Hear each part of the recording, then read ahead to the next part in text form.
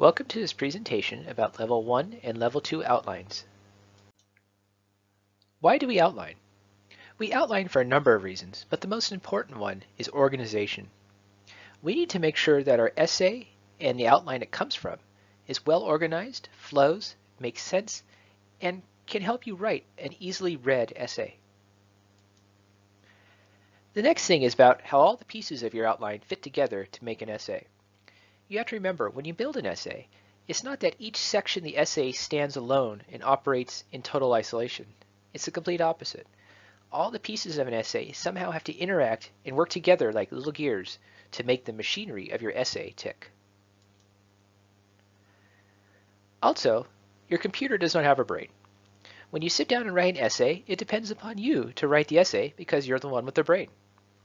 Outline helps you use your brain and plan your essay and other writing events a little more clearly and a little more humanely and more efficiently. Also, an outline helps you figure out what's important. If you don't know what's important, you have no idea what to write about. So make sure you know what's important while you outline. And last but not least, it'll help you study.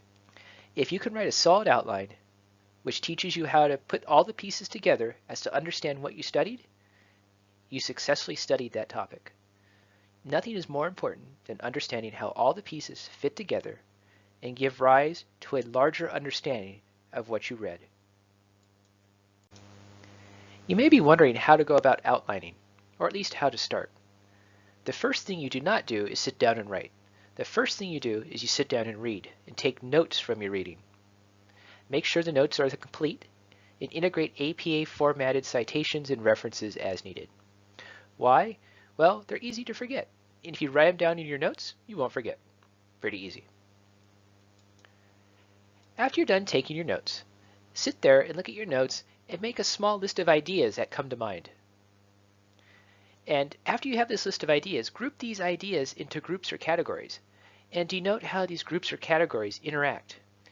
If they interact like a machine, like each one is a little cog or something like that, that helps you understand the idea of the reading, that means you have a systems perspective of the reading and a deeper appreciation of what you read.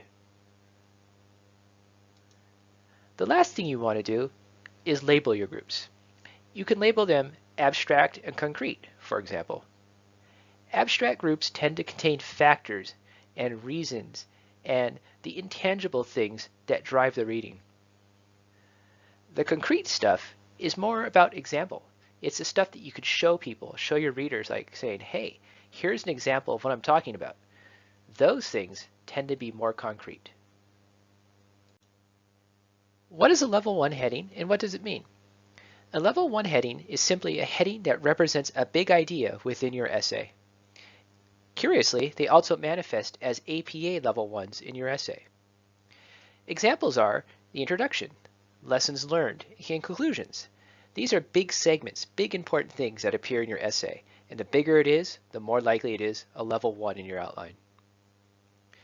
Level 1 should be written down and then checked for flow and utility. By utility, I mean that the Level 1 should serve a purpose. And that purpose is to contribute to the flow of the essay, so when the person reads your essay, they can go through the Level 1s and say, they're in a rational order, they make sense, and they help me get from the beginning of the essay to the end of the essay, and I understand what's going on. Once you establish flow and utility for your Level 1 headings, you can move on to Level 2 headings. Let's see how they look like in practice. Here's a screenshot of a templated outline. As you can see, the first Level 1 heading is simply just called the first section. The second one is called the second section. The third one are the findings. And the final one is the discussion or conclusion section, which is pretty common in most essays. All of these sections are the big things, the big important things that should be mentioned in your essay. And since they're really big, they get Level 1s. Level 2 headings are a little more subtle than Level 1 headings.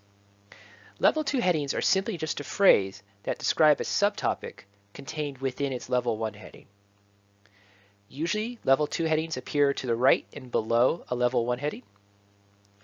Level 2 headings beneath the Level 1 heading should be rationally organized, and make sense. They should have their own flow.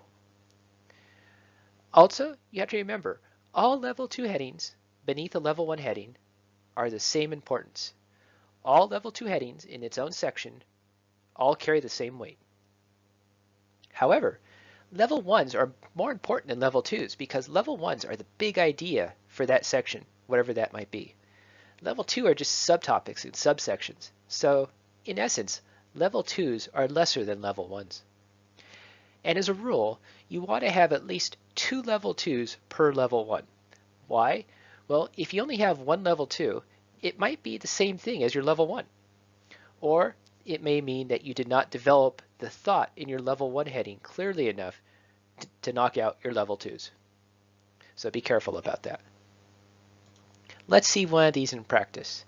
As you can see, here's the example, and we can also see level 2s appear right here. The level 2s are to the right and below the level 1, and in this case they use little lowercase letters instead of Roman numerals. We repeat this pattern throughout the document, and we fill in our level 2s as we see fit. And for example, the level 2s for the discussion section have a summary, a talk about important findings, and so on. So this should not be a big surprise. So the takeaway from this slide is that level 2s belong to level 1s, they're less than level 1s, and they are the subtopics or the partitioning of level 1 into discussion points. Now that you have an idea about levels 1 and 2, you're probably asking yourself, how do I start all this? Well, it's not too bad. What you do is you open up a new Word document and you begin by establishing a level 1. After you write down your first level 1, you start developing all the other level 1s. And after you run out of level 1s and you've organized them so they make sense, they flow, they're in a logical order, you start breaking them up into subsections using level 2s. You go through all your level 1s and attach all the level 2s such that they have detail, they provide subtopics, they're meaningful. After you attach all the level 2s, you check for organization and flow for the level 2s. And after you're done with all that, you sit back and ask yourself, did I forget anything? Did I forget a subheading, a level 2? Did I forget an important heading, a level 1? Stuff like that. Go through your outline and make sure it's complete. You may be asking yourself, what do one of these outlines look like in Microsoft Word? Well, let's look at an example. This example is a snippet of a large outline, and it shows an example of a level 1 and level 2 heading. The level 1 heading is introduced using a Roman numeral and the big idea. The level 2 heading is introduced using a small or lowercase letter and the subtopic. As you can see, the stuff in the level 2 heading matches what is hinted at by the level 1 heading. In this case, a draft thesis statement appears because every introduction has a thesis statement. There can be other stuff in here too, but just for the example, I included a thesis statement. For the level 2 heading below, we can say, hey, does this match up? Well, we look at it. The level 1 heading says, okay, we're going to talk about dissertation mistakes. Okay, that makes sense. Well, first off, a big mistake is an error in the conceptual framework. That's a dissertation mistake. And the other thing is incorrectly stated research questions.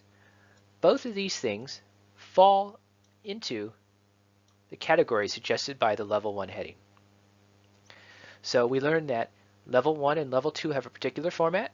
Level 2 is subordinate to level 1, and the stuff that's listed in level 2 has to be related to level 1.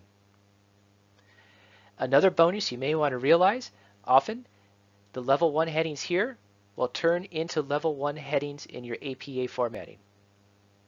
Don't forget that. That's important. Word makes it easy to set up a level 1 outline.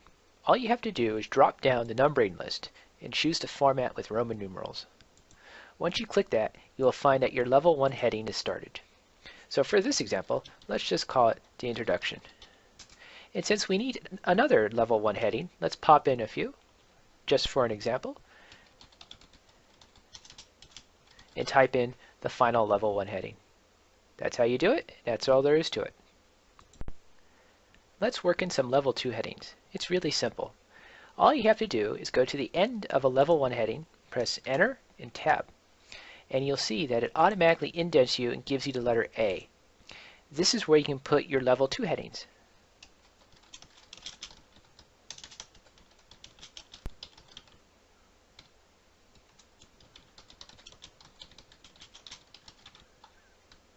We can repeat the process for all of them.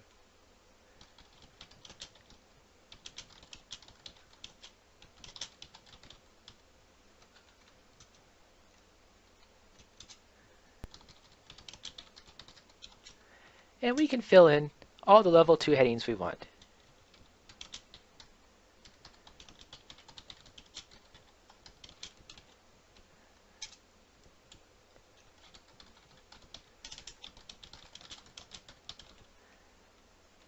Two more, just for the example.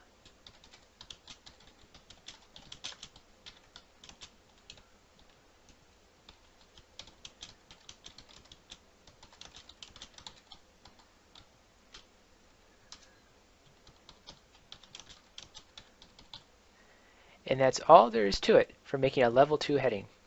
Remember, you have to have at least 2 level 2 headings per level 1 heading. Otherwise, the level 2 heading may be redundant, or you haven't completely developed the idea or thought in your level 1 heading. Now that you've learned about level 1 and level 2 outlines, there are 2 things you need to do. The first thing you need to do is take the quiz in the form. The second thing you need to do is to produce an outline yourself. Take a topic that you find interesting and produce a level 1 and level 2 outline. Share the outline in the discussion forum. You may choose any topic you wish, explore any level 1 and level 2s you wish, and you may submit to the forum at any time. Also, if you wish to have comments placed upon your outline, feel free to ask in forum. If you want to discuss other people's outlines and learn from their outlines, that's okay too. No matter, once you post, an instructor will find your outline and give you feedback regarding the shape of the outline, the use of Roman numerals and letters A and B and so on, the effectiveness of your outline, including the flow and other elements, and usage of Microsoft Word. Good luck!